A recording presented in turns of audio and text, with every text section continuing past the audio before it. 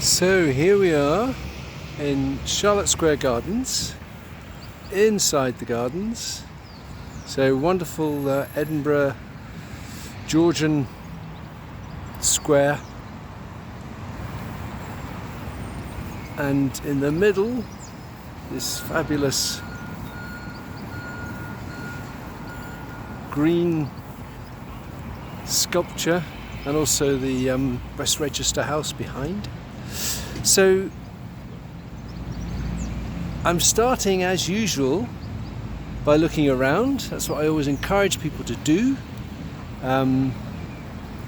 There's so much you could work with here, and I think it's always good to begin maybe with a viewfinder and some thumbnail sketches, and that's what I've been doing. This time though I'm going to do them differently. So there's one here, I've started one already from a different point of view, and I've started with colour. So rather than drawing out lines and trying to find a drawing in the way that I might normally do, as I've done in previous demonstrations, with this video and demonstration I'm going to begin just with colour shapes. So I've got a handful of pastels that I've identified as being part of my colour scheme, and I'll make sure you can see the view. And then I'm going to put down, start just with a box. So it's a piece of A4 paper. So here's my sort of thumbnail area. Sorry, I'm trying to hold pastels and draw and talk to you as well. But so how do I do it? How do I suggest you try it? So it's putting down colour shapes, maybe smudging a little bit. It often helps to do that with the side of the pastel, which means that you'll be a little bit more approximate. And what am I interested in here? Well, I can't resist the man on his horse, and next to it the glorious blossom, pink blossom. So as I say, I've identified a few of the colours for the podium, for some of these, is it copper? Green copper sculptures. It's all very small, and especially trying to talk and draw means I've got to be very approximate. But that's actually what I need. I'm not defining anything yet. I'm just trying to lay down some colours for the overall scene. And as with previous examples, because I'm working on a small scale, I've really got to simplify. But I do know what I'd like to get into this drawing is the cool greens of the sculpture, the warm greens of the grass and the trees, and then that bit of blossom there. So I want something for the sky. It's a bit of a grey day today, so I'll just try a little bit of grey up there as well. So these are some of my basic shapes, and I could do a little bit more with some of the colour. I'm sorry, it's all shaking. I probably should have used an easel. But having got a little bit of colour down, and on this scale it's very easy to change that colour. So that's looking very yellow, but I thought my green wasn't yellow enough. So I'm just mixing the colours. So in a way my emphasis really is colour. And if I work on this scale, it's quite easy for me to adjust colours. And if I, as I've said, resist too much drawing, and by drawing I mean sort of defining things, then I'll be able to concentrate a little bit more on colour. But I will, now or fairly soon, introduce some definition. But as I say, the longer I hold off from defining things, the more I can see colour and make adjustments to colour. But this building up of colour shapes, pastel shapes, can be drawn into at any point. And if I do like the man on the horse and want to make him a bit more of a feature of my composition, then I do need to define a little bit. I think the other thing I'd quite like to do is to get a little bit of perspective. I've got a fairly kind of horizontal pattern of things, but I'm looking actually at the back of this sculpture. So once I start putting in a few of the darker defining marks, then I might start to make him a bit more three-dimensional.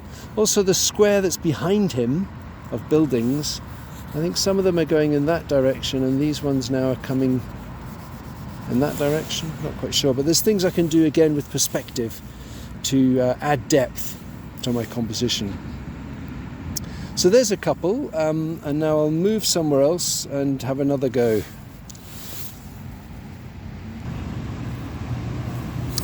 So I apologise, these demonstrations are a little bit shaky. I'm getting cramp in my hand, but anyway, stop complaining. So another viewpoint, but I think another thing to consider is to vary things a little bit. So I think I should, although I can now see the top of the dome of West Register House and the man on the horse, as well as getting a different viewpoint, I think I should also try and maybe vary the scale. So I'm going to make this a bit more of a close-up. So I probably will only just get to the heads of some of those figures. So it's a different viewpoint, but I think I should also play around with scale and homing in on other elements of my subject, of what's available to me. So that means we'll get a little bit of blossom over here. So of course, because it's colour, it's always going to be a little bit slower. I'm also working on a white sheet, which I quite like because I can smudge the colours and work them in a bit. Whether I might find I would see the colours more easily on some grey or off-white paper. So that means it probably takes a little bit longer for things to start to materialise and make sense working on the white. But as I say, that means I get something slightly more luminous. Now here I feel like I'm really looking into the light, because I'm looking up at the sky, and our man, whose name I will learn eventually, so I don't have to just call him the man on the horse. But looking up at him, things are a little bit more silhouetted, kind of skylined. So I think perhaps introducing some charcoal, as I've said I can do, might be more significant now. And I suppose the quality of my drawing of a horse will also be a little bit more significant. But as you know, this is working small in order to get a feel for the overall effect of what I include in my composition. So I don't want to worry too much about being absolutely precise. It's more to get enough of an experience of this in 2 dimensions for me to be able to decide, right, that's a good subject or that's a good combination.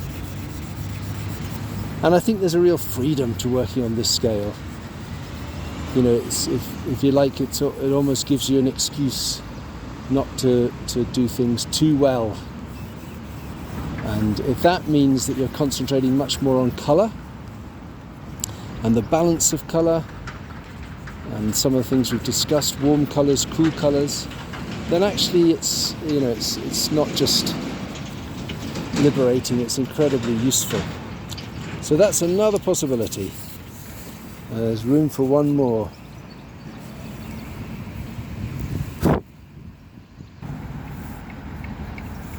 So again, a good idea to vary things. Maybe this time I should go for a portrait view, but I'm afraid it's him again. So I've taken lots of photographs around the square for those of you that won't be doing the location experience, and they include the chap on the horse, but they also include lots of other things. I'll probably be showing you some images of work by Stephanie Dees, another local artist. Stephanie is based at Wasps. Oh, I think I've dropped one. That's annoying. Never mind. I've dropped the pinky one. I'll never find it. So Stephanie's based at Wasps in Dalry, and she does a lot of actually Newtown images. And who else? I think, yeah, I'll find some suitable artists to illustrate this theme. Now I've put that there, and it means I can't actually get the red blossom in. That was rather silly.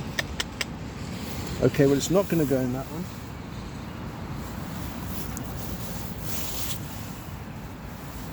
So that's, happy accident probably. And I'll start doing some of these tonal things. So I've got 4 thumbnails here that I can start to think about turning into some kind of composition.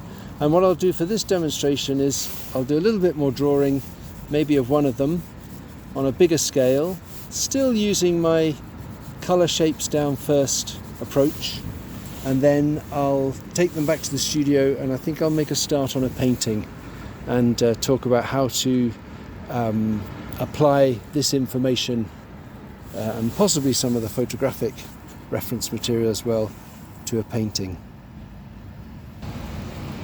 So I'm going to try a bigger study of the same, well, one of my first views, but I'm going to use the same approach of blocks of colour so that I can be thinking much more about colour in the way that this develops. And by working with the side of the pastel first, I think that's quite helpful. It means I can just put down shapes. And this is kind of the Renoir method, really. When you put down these colour shapes loosely, they will end up, some of them not being in the right place, and consequently they will mix. And that can be really nice, that you get some almost kind of accidental mixing of colour along the way. And generally that, there may be one or two situations where it doesn't mix to your advantage, but on the whole, what tends to happen is that the colours blend where one shape meets another, and that tends to generate much more of a sense of form, of 3 dimensions, of space, and so on, that you can, where necessary, clarify, refine, and so on. So I'm taking this approach to start and getting areas of colour blocked in, looking with my eyes half closed, which is also useful from the point of view of colour, because you'll see the colours that are really important the stronger colours or the colours that you're interested in. So let me pause while I work some of that in and then do a little bit more. So I just needed two hands to rub that in, but actually I quite like the stage that it's at. So there's very little definition, but there are some nice luminous colours, so I'm just taking note of that. I will bring a few branches and so on up into the sky, so I'm adding a bit of definition with the brown, and then I will do a little bit with my charcoal to get some explanation of what on earth is up here on top of this podium.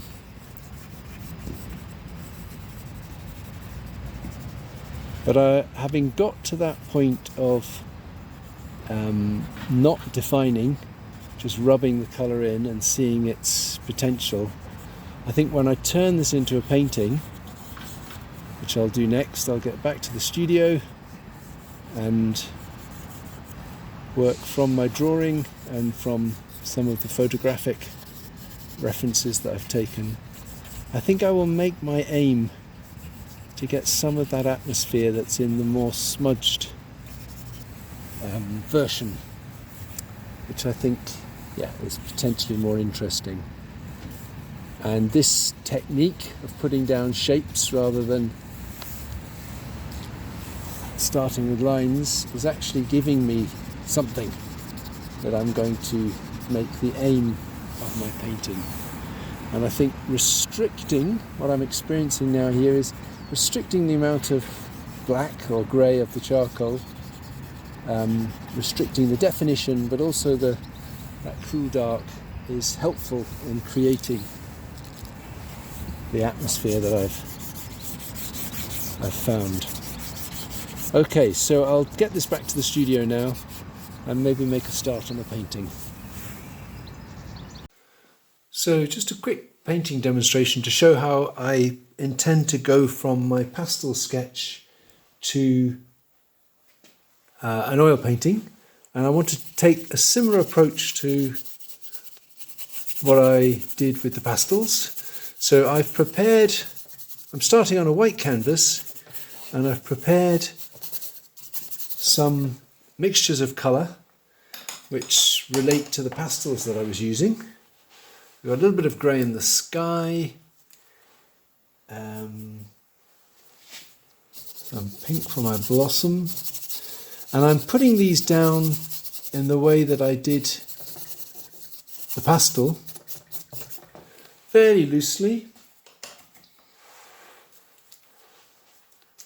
in such a way that I'm going to have colour shapes which I will gradually refine. And I'm applying, you can see I've got a kind of hatched brush stroke to get things down. And because I'm being pretty loose, these shapes may well turn out to be in the wrong place, and I'll have to make changes. So yeah, I've got a kind of hatched brush stroke. I'm maybe changing direction here because I'm doing the grass. I'm making some of the brush strokes go horizontally. So I suppose I'm generating certain textures as well as just covering that white surface. I didn't explain the order I did things in. I have left the statue till last. I mean, in these situations I would try and do the big shapes first. So that's why I was doing sky and grass. I did the sky before the buildings because I was expecting to put the buildings on top of the sky a bit. But because this is all very loose and is going to be refined, I don't know how much you need to worry about what you do first. Because as I've described, there is going to be mixing, and that is to be encouraged. So lastly, I might just get a few of these darks, which are the trees really.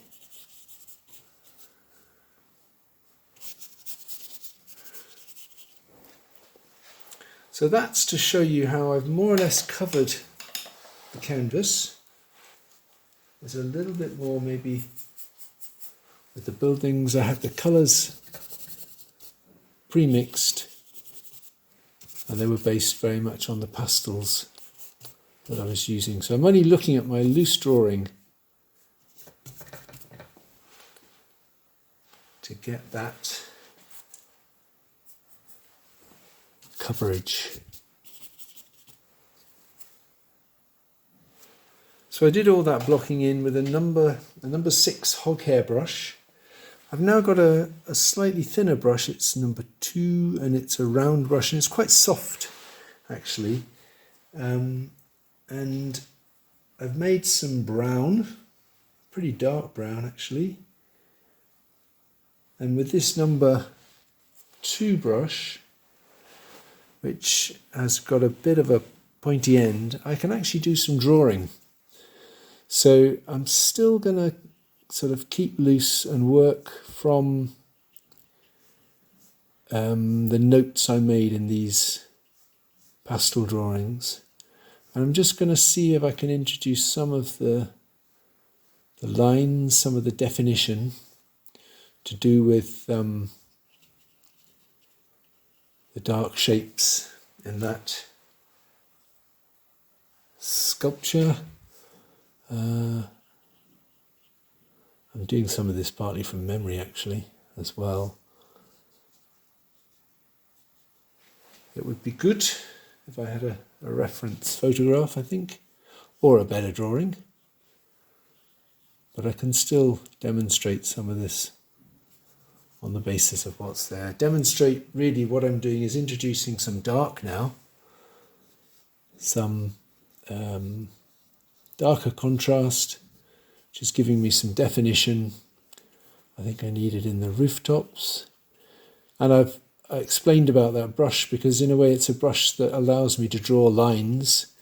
It allows me to work with a much finer detailed mark.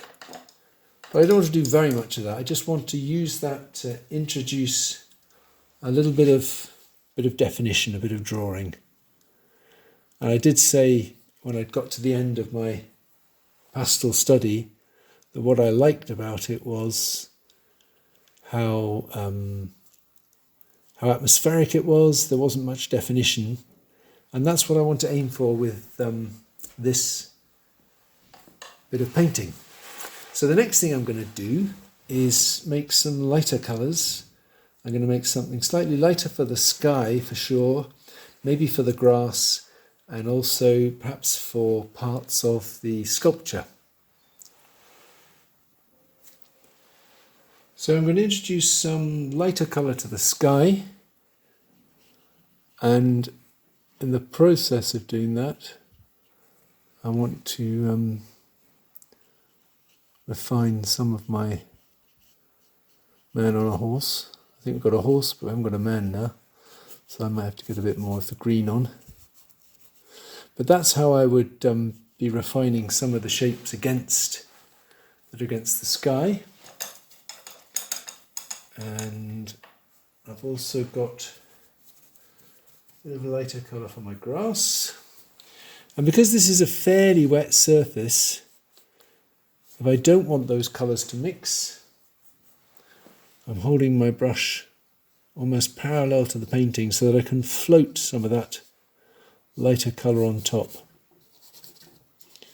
And if necessary in places I'm using that to redraw a bit, to change some of the shapes. When it comes to the sculpture, which, as I've said, I need to do a little bit more to. I think I'm just going to try applying the paint with a piece of card, which is effectively another way of floating paint on, because it'll sit on the surface and stand out. Again, it's really time for me to refer to my drawings. I just want to show you a bit of a process of how I might apply that paint, go from the big general shapes to smaller, heightened, often brighter colours. Lighter and brighter colours can be done in that way. But I also should go back a step to where I was before. You know, for example, here, getting the man up on the horse.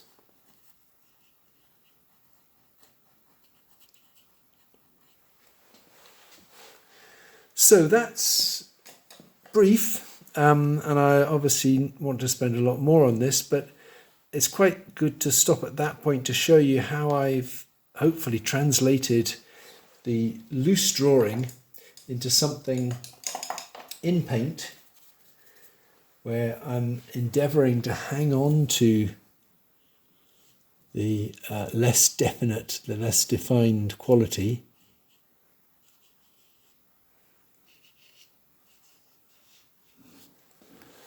And I've taken it from blocking in areas of colour to drawing a certain amount of definition, and then applying some of the lighter colours to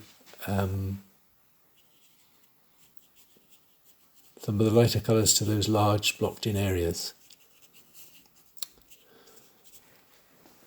So I hope there is plenty for you to get to grips with there. I haven't yet done anything to my buildings, and I think given what Charlotte Square is like, that Georgian architecture, I think I would want to actually, sorry, this is a last thought, with a brush, or maybe even with a bit of card or something, think about introducing, I don't want it to be too strong, introducing a certain pattern of